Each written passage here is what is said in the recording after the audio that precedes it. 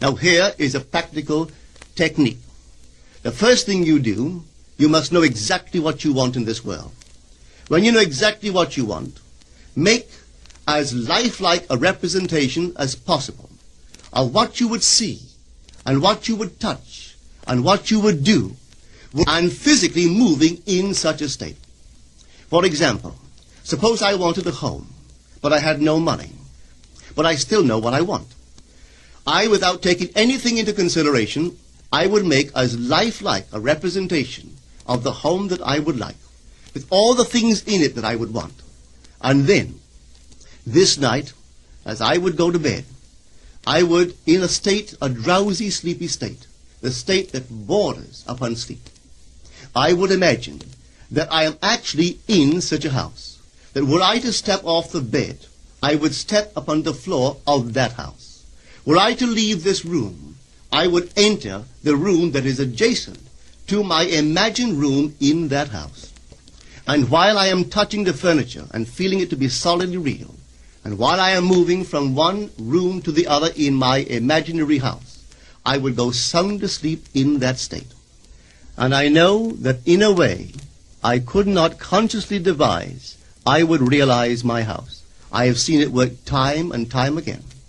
If I wanted promotion in my business, I would ask myself what additional responsibilities would be mine were I to be given this great promotion. What would I do? What would I say? What would I see? How would I act? And then in my imagination, I would begin to see and touch and do and act as I would outwardly see and touch and act were I in that position. If I now desired the mate of my life, were I now in search of some wonderful girl or some wonderful man, what would I actually find myself doing that would imply that I have found my state? For instance, suppose now I was a lady. One thing I would definitely do, I would wear a wedding ring. I would take my imaginary hands, and I would feel the ring that I would imagine to be there. And I would keep on feeling it until it seemed to me to be solidly real. I would give it all the sensory vividness I am capable of giving anything. And while I am feeling my imaginary ring, which implies I am married, I would sleep. This story is told us in the Song of Songs, or the Song of Solomon. It is said, "At night on my bed, I sought him whom my soul loveth. I found him whom my soul loveth, and I would not let him go, until I brought him into my mother's house, right into the chamber of her that conceived me." If I would take that beautiful poem and put it into modern English, into practical language, it would be this. While sitting in my chair, I would feel myself right into the situation of my fulfilled desire. And having felt myself into that state, I would not let it go. I would keep that mood alive, and in that mood I would sleep. That is, taking it right into my mother's chamber, into the chamber of her that conceived me.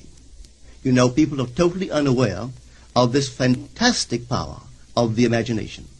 But when man begins to discover this power within him, he never plays the part that he formerly played.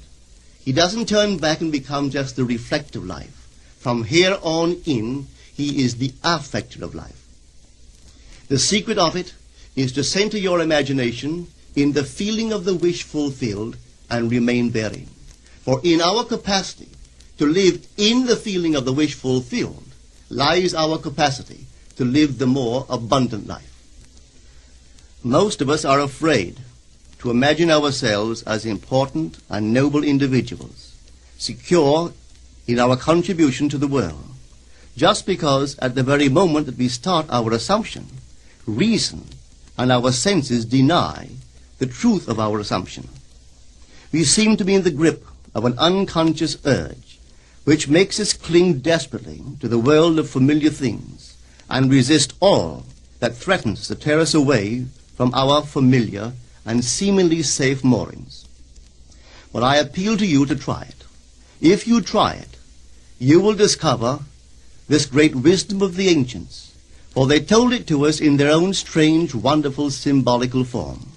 But unfortunately, you and I misinterpreted their stories and took it for history when they intended it as instruction to simply achieve our every objective.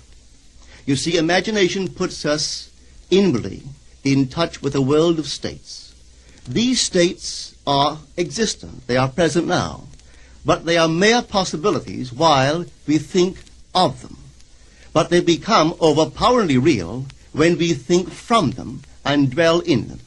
You know, there's a wide difference between thinking of what you want in this world and thinking from what you want. Let me tell you, when I first heard of this strange and wonderful power of the imagination, it was in 1933 in New York City. An old friend of mine taught it to me. He turned to the 14th of John, and this is what he read. In my Father's house are many mansions. If it were not so, I would have told you. I go to prepare a place for you. And if I go and prepare a place for you, I will come again and receive you unto myself, that where I am, there ye may be also. He explained to me that this central character of the Gospels was human imagination. That mansion was not a place in some heavenly house, but simply my desire. If I would make a living representation of the state desired, and then enter that state and abide in that state, I would realize it. At the time, I wanted to make a trip to the island of Barbados in the West Indies, but I had no money. He explained to me that if I would that night, as I slept in New York City, assume that I was sleeping in my earthly father's house in Barbados, and go sound asleep in that state, that I would realize my trip. Well, I took him at his word and tried it. For 1 month, night after night, as I fell asleep, I assumed I was sleeping in my father's home in Barbados. At the end of my month, an invitation from my family came, inviting me to spend the winter in Barbados. I sailed for Barbados the early part of December of that year. From then on, I knew I had found this Savior in myself. The old man told me that it would never fail. Even after it happened, I could hardly believe that it would not have happened anyway. That's how strange this whole thing is. On reflection, it happens so naturally. You begin to feel or to tell yourself, well, it would have happened anyway. And you quickly recover from this wonderful experience of yours. It never failed me if I would give the mood, the imagined mood, sensory vividness. I could tell you unnumbered case histories to show you how it works. But in essence, it's simple. You simply know what you want. When you know what you want, you're thinking of it. That is not enough. You must now begin to think from it. Well, how could I think from it? I am sitting here, and I desire to be elsewhere.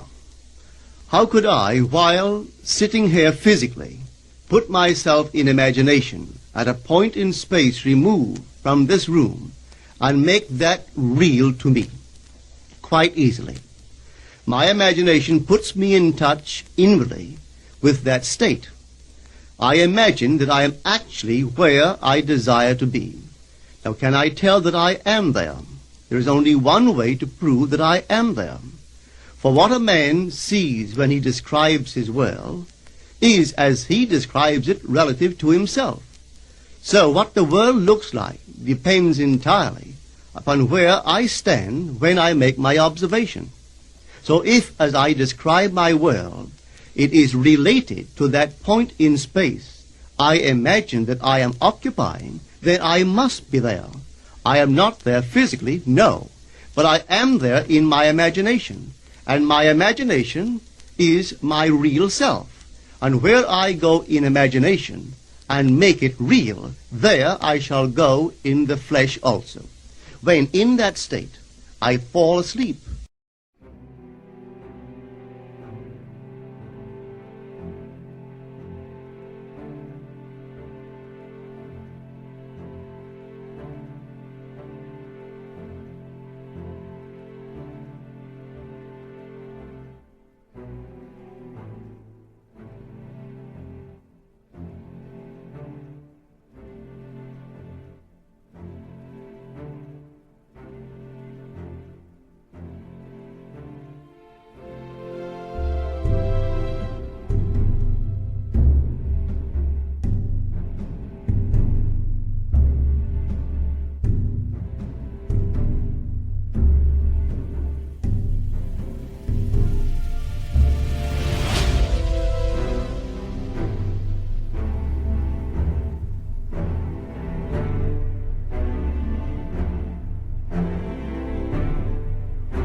it is done. I have never seen it fail. So this is the simple technique on how to use your imagination to realize your every objective.